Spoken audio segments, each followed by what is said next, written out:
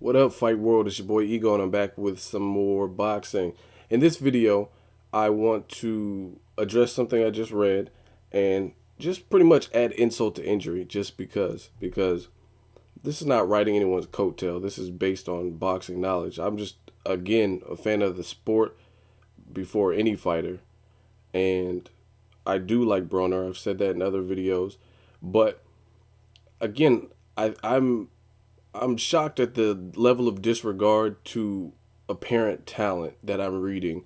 I'm just reading pure ignorance. Whether you like him rapping or his antics, brushing his hair and all that, I still think that has no place. This is the hurt game. Fuck that. When he gets in the ring, what happens? Is he a threat? And again, I said this in a previous video that obviously you guys know that Broner has a skill set because you're trying to put him in there against the hardest hitting punchers in different divisions that are higher than him.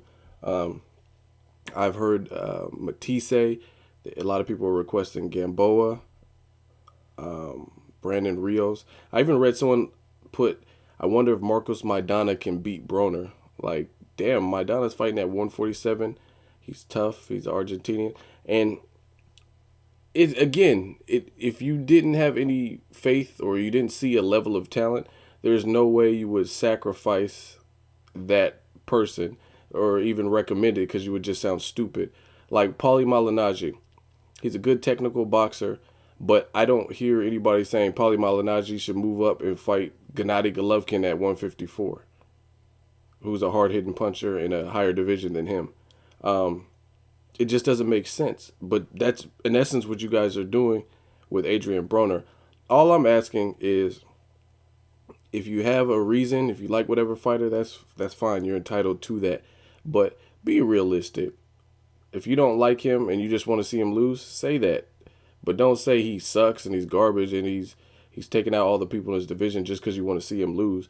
Um, and just the hypocrisy. I never understood that in the sport of boxing, why there's so much hypocrisy.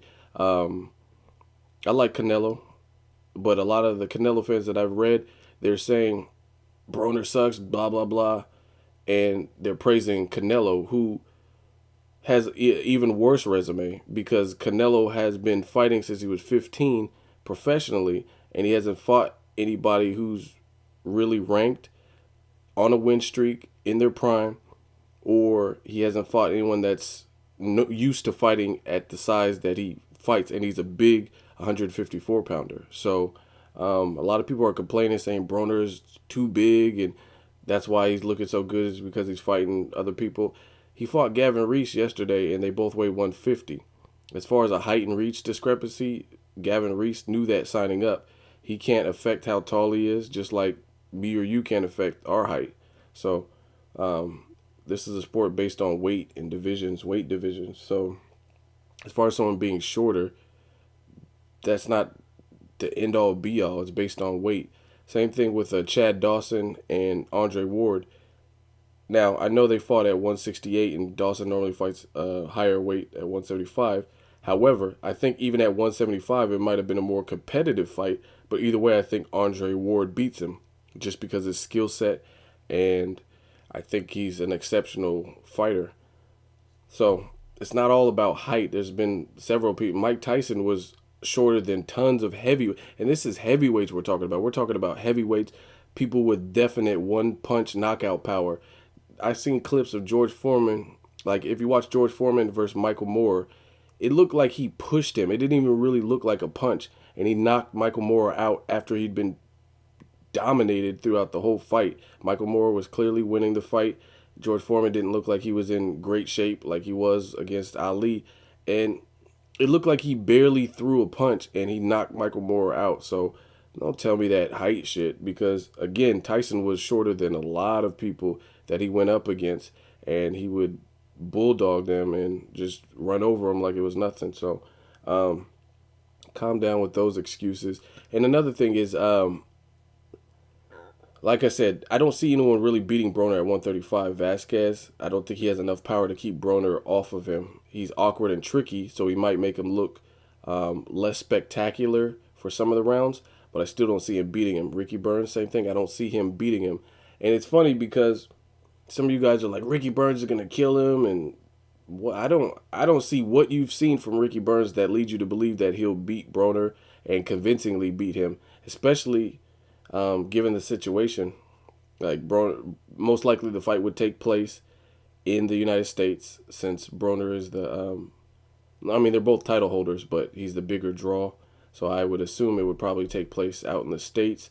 So skill wise, location wise, I really don't see anything that Ricky Burns is going to provide that'll definitely beat him. And this is an article that I just read, and it was interesting. It's from Gavin Rees, Broner's opponent from yesterday. This is what he said regarding Ricky Burns and Adrian Broner potential future matchup. To be honest, I can't see Ricky getting close to beating him, Rees said to ESPN UK. It pains me to say this, but Broner is too good. His hands are so fast that Ricky won't even see the punches coming. He also hits extremely hard. He has phenomenal power for a lightweight. Broner is far and away the best I've been in with. He really is something. No one has ever treated me like that in the ring. I've sparred with Ricky. Sorry, I can't see him handling this boy. And again, this is someone who's been in the ring with both fighters. Granted, Ricky Burns and Gavin Rees, they were just sparring, so you never know. They might be on 60%, 70%, 80%. But I'm pretty sure you can get a feel for someone's power sparring and get a good idea of what they would bring to the table. And he obviously got punished by Broner yesterday. So, and another thing is, there's no reason for Gavin Rees to prop Broner at all because Broner is cocky. He doesn't make you like his personality, especially if you're an opponent, just because he talks shit. So there's no reason for Gavin Rees to even break down and say that, other than being a fair and logical person. So props to Gavin Rees. I also heard that Gavin Rees yesterday after the fight, he went over to Adrian Broner's dressing room and went over to congratulate him and thank him for the fight and putting on a spectacular show. So props to Gavin Rees. That's good to see in boxing. We need more people. Shout out to the Englishmen and people in the UK. You guys definitely have my respect for your level of integrity.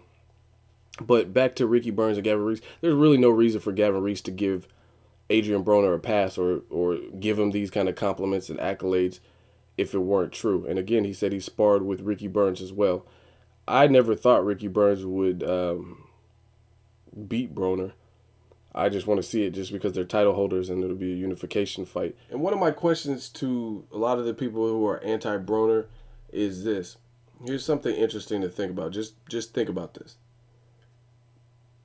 As a boxing fan, since when has it been a problem to unify a division? And some of what you guys say, it's biased. Like you'll say it towards one fighter, and if there's a fighter you don't like, then the same rules don't apply. But I think it should be even all across the board. So if you don't like Nonito and you don't like Broner, then you're going to say something like, Nonito Donaire, he's a ducker, he's avoiding Abner Mars, and he's avoiding Guillermo Rigondeaux, and he's not trying to clean out the division, he's fighting bums.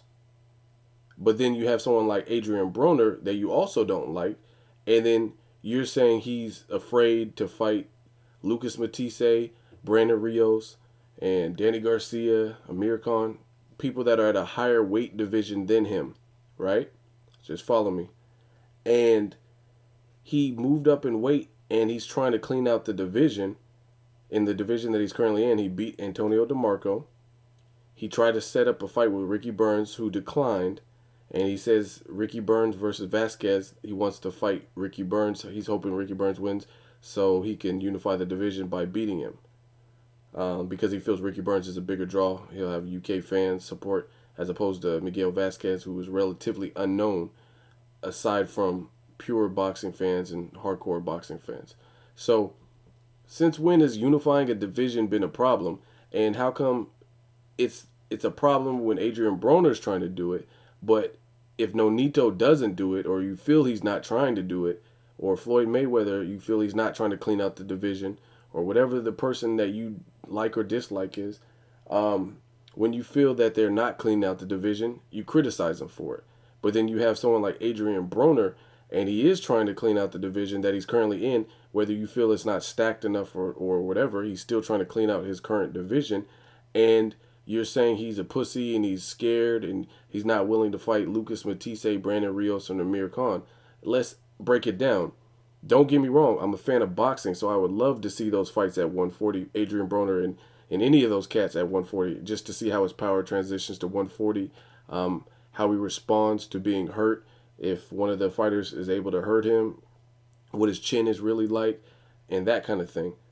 So I would love to see these fights, but realistically, Lucas Matisse is an interim champion. There's too many belts in the sport of boxing as is. So his title is pretty much bullshit. It's not a legit title. Danny Garcia has a legit title.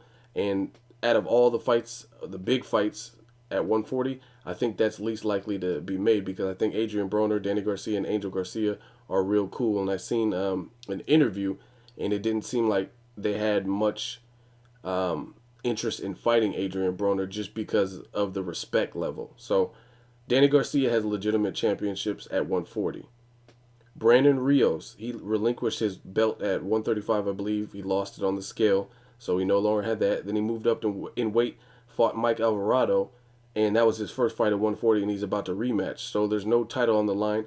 Brandon Rios has zero title at 140. Amir Khan lost his title to Lamont Peterson, whether you like it or not. He lost it to Lamont Peterson, and he has no belt. He has no title. Yet these are the people that you say you want him to fight. You want him to fight people. The only person that has a title is Danny Garcia, which is probably not likely to happen, and Lucas Matisse. And Lucas Matisse's title is not really a significant title just because he's probably been avoided by the people at 140.